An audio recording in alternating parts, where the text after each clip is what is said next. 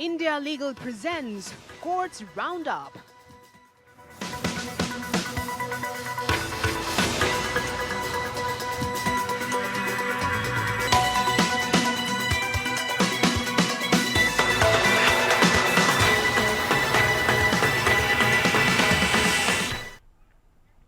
नमस्कार, courts roundup देख रहे हैं आप। मैं हूं आपके साथ नेहा दुबे। इस बुलेटिन में अगले आधे घंटे हम आपको कोर्ट से जुड़ी तमाम छोटी बड़ी खबरों से करवाएंगे रूबरू। कोर्ट की कार्रवाई और सुप्रीम कोर्ट से लेकर हाई कोर्ट और लो कोर्ट तक के फैसलों को रखेंगे आपके सामने। आइए शुरू करते हैं courts roundup. India Legal presents Courts Roundup.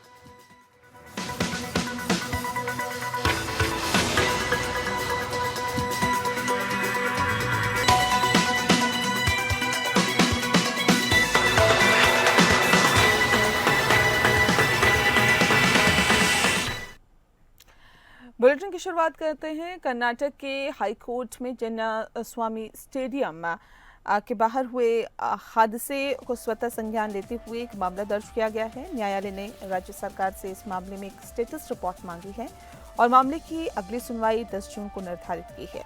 न्यायालय ने यह भी कहा है कि राज्य सरकार को एक मानक संचालन प्रक्रिया या एसओपी तैयार करनी चाहिए ताकि भविष्य में ऐसी घटनाओं को रोका जा सके। राज्य सरकार ने इस मामले में एक मजिस्ट्रियल जांच का आदेश भी दिया है और जांच की रिपोर्ट 15 दिन में प्रस्तुत करने का आश्वासन दिया है। राज्य के इस महाधिवक्ता शशि किरण शेट्टी ने न्यायालय को बताया कि राज्य सरकार इस मामले में पारदर्शी और निष्पक्ष जांच करने के लिए पूरी तरह से प्रतिबद्ध है।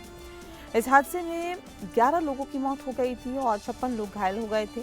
यह हादसा रॉयल चैलेंजर्स बेंगलुरु यानी आरसीबी की टीम के द्वारा इंडियन प्रीमियर लीग जीतने के बाद आयोजित एक समारोह के दौरान हुआ।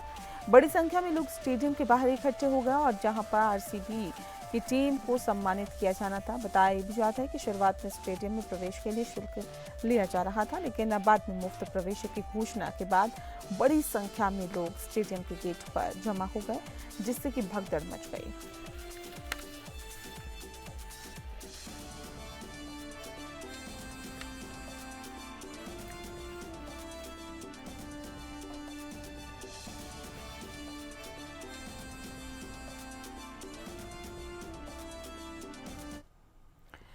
और अब बात करते हैं शर्मिष्ठा पनौली की। एक 22 वर्षीय छात्रा, कानून की छात्रा, जो कि सोशल मीडिया इन्फ्लुएंसर को कोलकाता हाई कोर्ट के ने अंतरिम जमानत दे दी है। बता दें कि शर्मिष्ठा को 30 मई 2025 को कोलकाता पुलिस ने गुड़गांव से गिरफ्तार किया क्योंकि उन पर आरोप है कि उन्होंने सोशल मीडिया पर एक वीडियो पोस्ट किया था जिससे कि धार्मिक भावनाएं आहत हुई है। पनौली पर एक वीडियो साझा करने का आरोप था जिसमें उन्होंने बॉलीवुड के खानों की चुप्पी पर चर्चा की थी, जिसमें धार्मिक भावनाएं आहत हुई और इसके बाद उनके खिलाफ केस दर्ज किया गया था।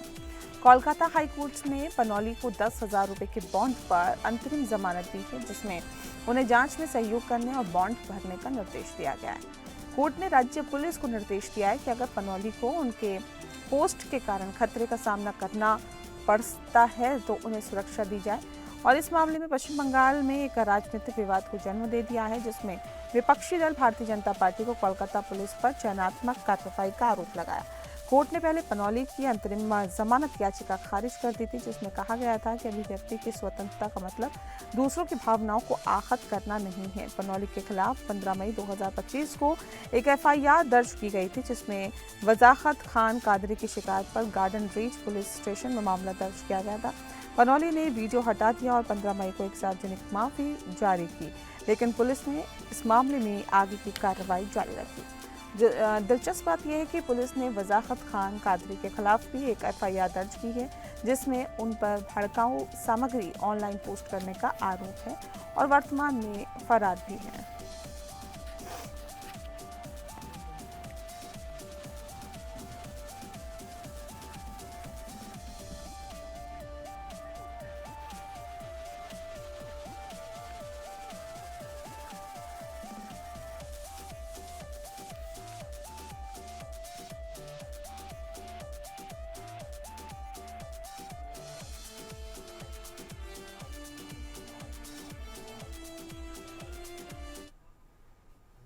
वहीं सुप्रीम कोर्ट ने बॉम्बे हाई कोर्ट के मुख्य न्यायाधीश से मकान मालिक किराएदार विवादों के लंबित रहने की जांच करने और साथ ही समय पर निपटान के लिए उचित कार्रवाई करने का अनुरोध किया है। जस्टिस संजय करोल और जस्टिस मनोज मिश्रा की पीठ ने ये निर्देश दिया है, जिसमें कहा गया है कि इन विवादों में अक्सर आर्थिक पहलू शामिल होते हैं और अदालतों का दायित्व ये भी है कि किसी भी पक्ष को नुकसान न पहुंचे।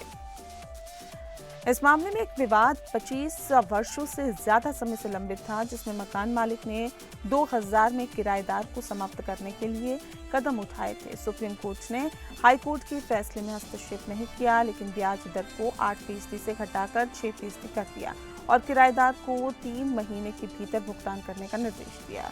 सुप्रीम कोर्ट ने मकान मालिक का किराएदार विवादों के लंबित रहने पर चिंता व्यक्त की और बॉम्बे हाई कोर्ट से उचित कार्रवाई का अनुरोध किया। अदालत ने कहा कि इन विवादों में अक्सर आर्थिक पहलू शामिल होते हैं और अदालतों का दायित्व है कि वे किसी भी पक्ष को नुकसान न पहुंचाए। सुप्रीम कोर्ट ने संबंधित अदालतों से विवाद के समय पर निपटान के लिए उचित कदम उठाने का अनुरोध किया।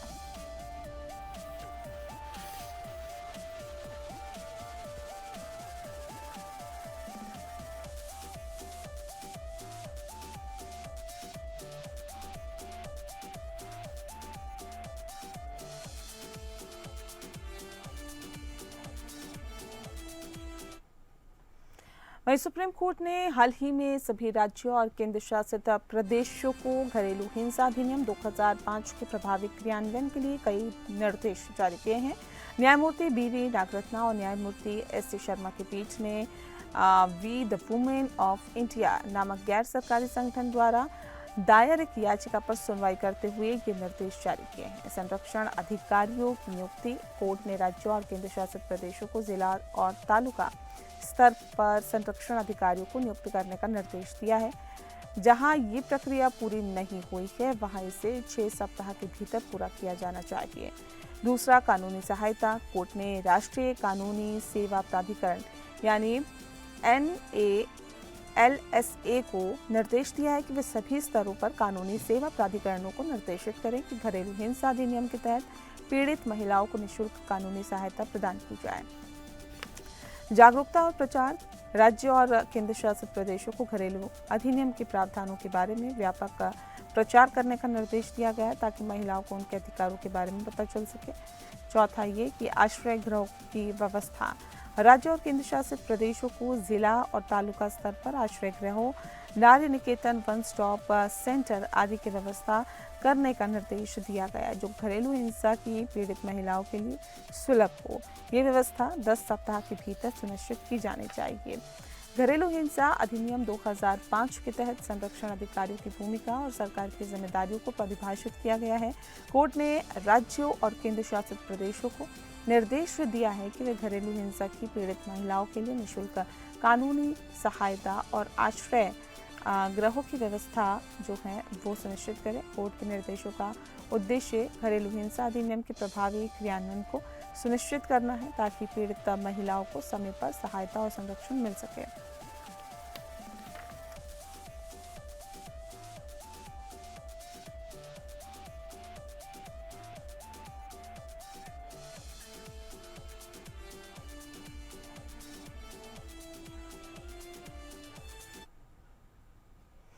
वहीं सुप्रीम कोर्ट ने रणथंभौर टाइगर रिजर्व के भीतर भीड़भाड़ वाली सभाओं और वाहनों के आवागमन के मुद्दे के समाधान का प्रस्ताव देने के लिए 3 सदस्यीय समिति गठित की थी। बता दें आपको कि न्यायालय ने राजस्थान राज्य को रिजर्व के मुख्य क्षेत्र में होने वाली किसी भी अवैध खनन गतिविधियों पर तत्काल प्रतिबंध लगाने का निर्देश भी दिया है। Chief justice of India B.R. Gavai, justice A.G. मसीह और जस्टिस A.S. चंदूरकर की खंडपीठ रणथंभौर टाइगर रिजर्व के महत्वपूर्ण बाघ आवास मुख्य क्षेत्र में सुधार के लिए दिशा निर्देश मांगने वाली एक याचिका पर सुनवाई कर रही थी। आवेदक द्वारा उठाए गए मुद्दे: पहला, रिजर्व के अंदर स्थित त्रिनेत्र मंदिर में भीड़भाड़ वाली सभाएं। दूसरा, CTH में अवैध खनन। तीसरा, CTH में अवैध निर्माण तथा वाणिज्यिक गतिविधियां। चौथा, टाइगर रिजर्व के भीतर परिस्थिति की संवेदनशील क्षेत्रों की अधिसूचना में देरी। पांचवा, रिजर्व के भीतर ऐतिहासिक संरचनाओं का संरक्षण। संबंधित मुद्दों पर विचार करते हुए न्यायालय ने 3 सदस्यीय समिति गठित की है। समिति में निम्न लोग शामिल हैं: पहला, कलेक्टर सवाई माधोपुर। दूसरा, field director Ranthambore tiger reserve और तीसरा सीईसी का एक सदस्य। न्यायालय ने स्पष्ट किया है कि समिति का कार्य त्रिनेत्र गणेश मंदिर के भक्तों के हितों को ध्यान में रखना और ऐसा सुझाव देना होगा जो टाइगर रिजर्व के साथ भक्तों के हितों को संतुलित करेंगे।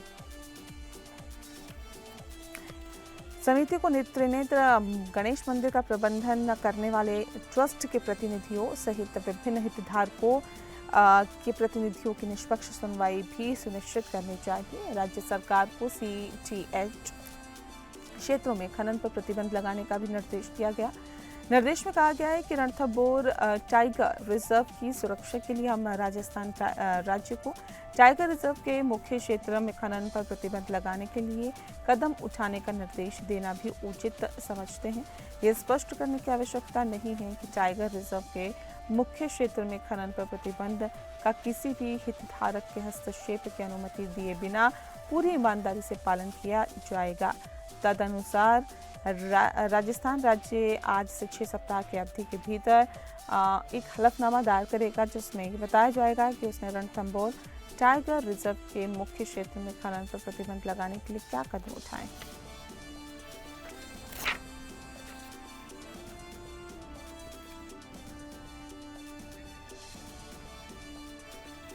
दिल्ली हाईकोर्ट ने एक महत्वपूर्ण फैसले में कहा है कि स्वेच्छा से दिए गए ऋण और ईएमआई का भुगतान पत्नी और बच्चों के रखरखाव से इनकार करने का आधार नहीं हो सकता है। कोर्ट ने कहा है कि घरेलू हिंसा अधिनियम के तहत पत्नी और बच्चों के रखरखाव के लिए दिए गए आदेश को सिर्फ इसलिए रद्द नहीं किया जा सकता क्योंकि पति ने स्वेच्छा से ऋण लिया है और उसकी ईएमआई का भुगतान कर रहा है। पति की दलील कुछ इस तरह हो सकती है कि पति ने तर्क दिया था कि वह पहले से ही स्वेच्छा से लिए गए ऋण की ईएमआई का भुगतान कर रहा है, इसीलिए उसे पत्नी और बच्चों के रखरखाव के लिए अतिरिक्त वित्तीय बोझ नहीं उठाना चाहिए।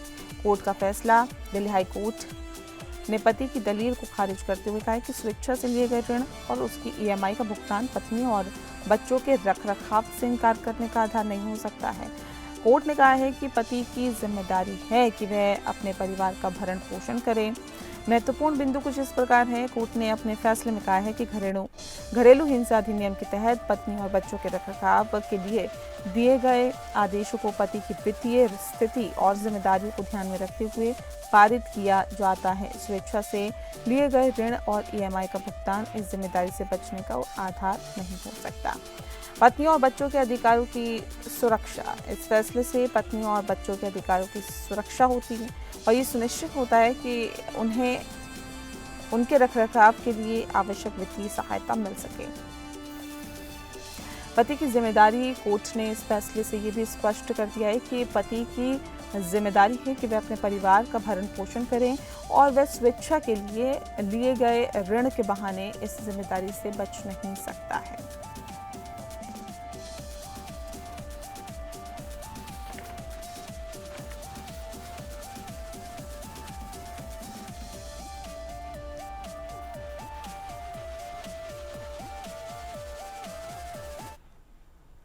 अगली खबर का रुख करते हैं। सुप्रीम कोर्ट में धोखाधड़ी मामले पर सुनवाई हुई। बता दें आपको कि ये मामला बहुत ज़्यादा धोखाधड़ी वाला था, जहां पर याचिकाकर्ता को राहत मिली है और कोर्ट ने बेल ग्रांट के लिए नोटिस जारी करने का आदेश दिया है। ये केस है कि मध्य प्रदेश उच्च न्यायालय ने एक जमानत आवेदन को खारिज कर दिया, जिसमें आवेदन पर धोखाधड़ी और अन्य अपराधों के आरोप लगाए गए हैं। आरोप है कि आवेदक ने एक अज्ञात व्यक्ति के साथ मिलकर शिकायतकर्ता के एसबीआई खाते से लगभग 68,49,000 रुपए की राशि धोखाधड़ी से ट्रांसफर कर ली है। मामले की कुछ मुख्य बातें हम आपको बता देते हैं। आवेदक की पिछली जमानत याचिका को गुण दोष के आधार पर खारिज कर दिया गया था। उच्च न्यायालय ने पाया कि मामले के तथ्य और परिस्थितियां गंभीर हैं और आवेदक की भूमिका सह आरोपी से अलग है। न्यायालय ने दोनों पक्षों के विद्वान वकीलों के अवलोकन के बाद जमानत आवेदन को खारिज कर दिया। अब ये मामला सुप्रीम कोर्ट में है, जहां याचिकाकर्ता ने जमानत की मांग की है और माननीय न्यायाधीश ने बेल ग्रांट के लिए नोटिस जारी करने का आदेश दिया है।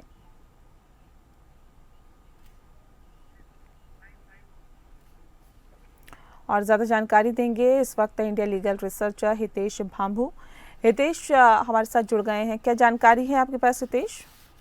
आज सुप्रीम कोर्ट के कोर्ट रूम नंबर 3 में Abdul Rahman versus the state of Madhya Pradesh के केस की सुनवाई के लिए आया। इसमें मध्य प्रदेश के एक निवासी मनोज भूरिया के मोबाइल पर अज्ञात मोबाइल नंबर से कॉल कर एक व्यक्ति ने जानकारी दी कि उनके भेजे हुए एक पार्सल से उनके आधार कार्ड पर 200 मिलीग्राम MDMA ड्रग प्राप्त हुआ है। जब शिकायतकर्ता ने उक्त पार्सल भेजने से इनकार किया तो आरोपी ने अपने ग्रुप के अन्य लोगों से बात करवाकर धोखाधड़ी से करीब 70 लाख रुपए अन्य अलग अलग खातों में ट्रांसफ़र करवाए। माननीय मध्य प्रदेश हाईकोर्ट ने पाया कि आवेदक की पहले भी बेल याचिका यहां से खारिज हो चुकी है। मामले की गंभीरता को माननीय हाईकोर्ट ने बहुत ही ध्यान से देखते हुए यह भी पाया कि आवेदक की भूमिका सह आरोपी से बिल्कुल अलग है, वह बेल ग्रांट करने से मना कर दिया। आज इस मामले की सुनवाई माननीय सुप्रीम कोर्ट में हुई। याचिकाकर्ता ने बेल ग्रांट करने का अनुरोध किया व माननीय सुप्रीम कोर्ट ने नोटिस जारी करने का आदेश दिया। धन्यवाद। बहुत शुक्रिया आपका हितेश, तमाम जानकारी हम तक पहुंचाने के लिए।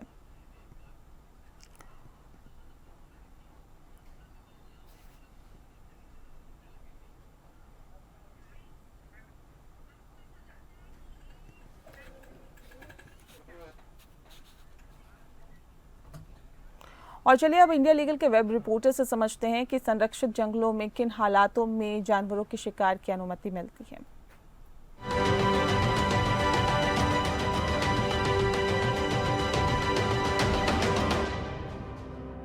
Recently, Supreme Court of India ने एक इम्पॉर्टेंट स्टेप लिया टू प्रोटेक्ट रैंथमबोर टाइगर रिजर्व्स, जो इंडिया के इम्पॉर्टेंट वाइल्ड लाइफ हैबिटेट्स में से एक है। कोर्ट ने 3 मेंबर कमेटी बनाई जो illegal mining, Trinetra Ganesha temple के आसपास की भीड़भाड़, अनऑथराइज कंस्ट्रक्शन, प्लास्टिक पोल्यूशन और हिस्टोरिकल साइट्स के निगलेक्ट जैसे इश्यूज को एड्रेस करेगी।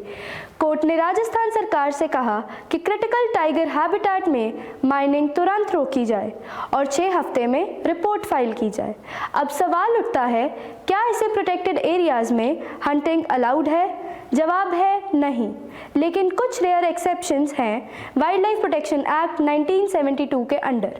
सेक्शन 11 के मुताबिक हंटिंग तभी अलाउ होती है जब एनिमल ह्यूमन लाइफ या प्रॉपर्टी के लिए खतरा हो, वुंडेड हो या इनक्योरेबल डिजीज हो, साइंटिफिक या एजुकेशनल पर्पस के लिए हो। ये भी सिर्फ तभी जब chief wild life warden written में परमिशन दे और एक्सपर्ट एडवाइस के बेसिस पर हो। सेंसिटिव एरियाज जैसे रैंथमबोर में हंटिंग की परमिशन बहुत स्ट्रिक्ट कंडीशंस के अंडर मिलती है ताकि वाइल्ड लाइफ की प्रोटेक्शन इंश्योर हो। Do follow us for more such legal updates.